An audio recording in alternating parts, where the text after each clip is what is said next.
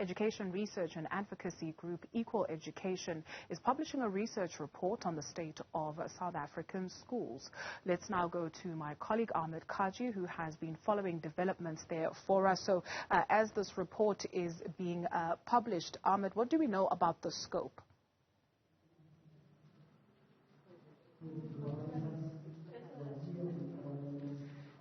What we have found out from the Equal Education report on education is focusing strongly on the overcrowding in schools.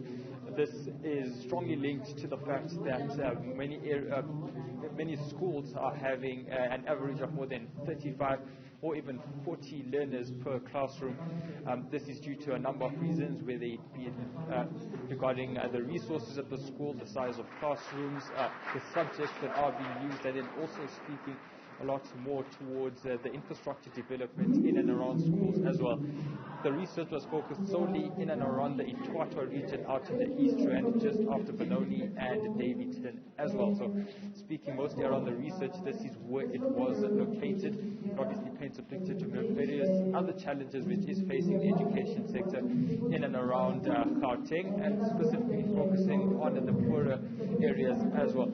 I'm now going to bring in the head of research. Hello, thank you very much for your time this afternoon. Can you maybe just take us through what the overall roundup of this particular research report was and some of the key findings? Thanks so much for having me on, Ahmed. So we're launching the No Space for Us report, Understanding Overcrowding in Gauteng Schools. And we found through our research that overcrowding is quite multifaceted. The way it's been looked at in the past has been quite simplistic, and the GDE and the DBE are actually also, I guess, guilty of looking at it from a very simplistic manner. We found out that it's not just about the number of teachers and the number of learners. Learner numbers do matter, teacher numbers do matter, classroom numbers matter, classroom sizes matter, access to furniture matters, and access to programs like the school nutrition program matter. Our research found that of the 9 schools that we visited, 7 of these were about 15% above the capacity that they could actually accommodate when they were first built. We found that a significant number, or a significant proportion of teachers are overworked.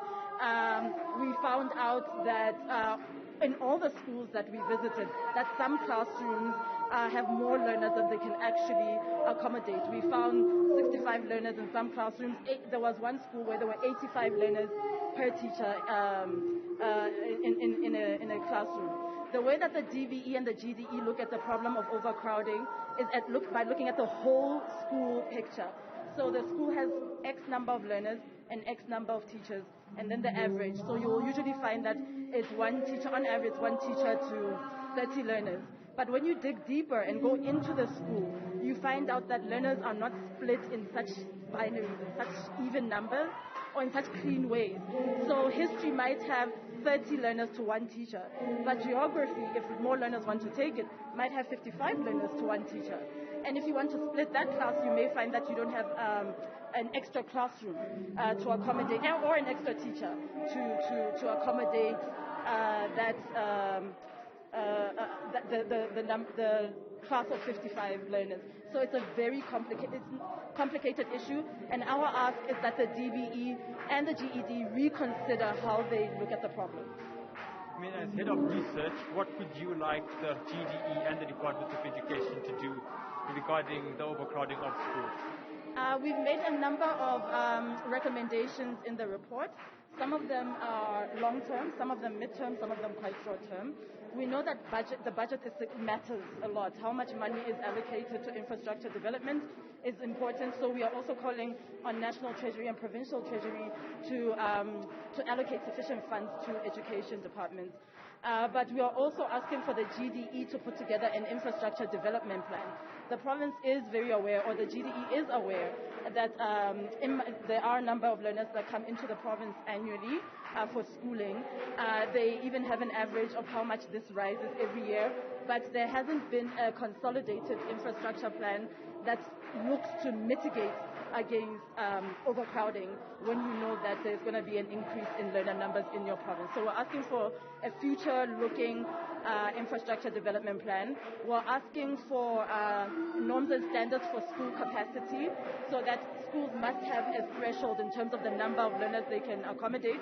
This is to make sure that schools in under-resourced areas aren't forced to allow more learners, whereas former Model C schools and better resource schools can keep their numbers low, because there's a sense of more autonomy in those schools. And these are usually fee-paying schools, so they can hire additional SGB teacher posts and the like. So under-resourced schools struggle because of the lack of capacity limits, whereas well-resourced schools don't really have to do very much in terms of, reaching a certain number to ensure that learners have access to schooling. Thank you very much. So Tudu, that's the head of research over at Equal Education, specifically the head of research on this particular report focusing on the overcrowding of schools. As you heard, the big rate around that is the average, according to the Gauteng Department of Education, speaks that there's approximately 30 learners per educator.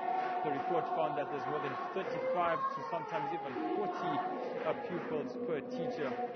I guess the big thing that we also can take away from this is that it has a lot to do with the subjects as well. So at times you may find that perhaps you have 5 or 10 learners taking subjects like mathematics, and then there may be about 35 or 40 other pupils taking mathematical literacy. So in a situation like that, even though there may be 2 teachers over the course of, say, 50 students, on an average it may seem that it is 25 pupils per teacher, but based on the subject differences, this is where there is an unfortunate error where there seems to be the differentiation around the ratio between pupils and teachers. So in many ways this report is going to be eye-opening in terms of the resources available to the Gauteng Department of Education and schools in areas like this where there is limited resources as well. We are expecting the report to come out in full later on today after the publishing as well. And the Gauteng Department of Education has sent through some officials to actually respond to some of the grievances and some of the challenges which have been laid out over here. We'll obviously be in touch with them over the coming days and weeks as well to find out what exactly their views and thoughts are. Absolutely, Ahmed. Some of these issues have been long-standing, disturbing that in 2021 we're still plagued by them. Ahmed Kajee in Etwatwa. Thank you.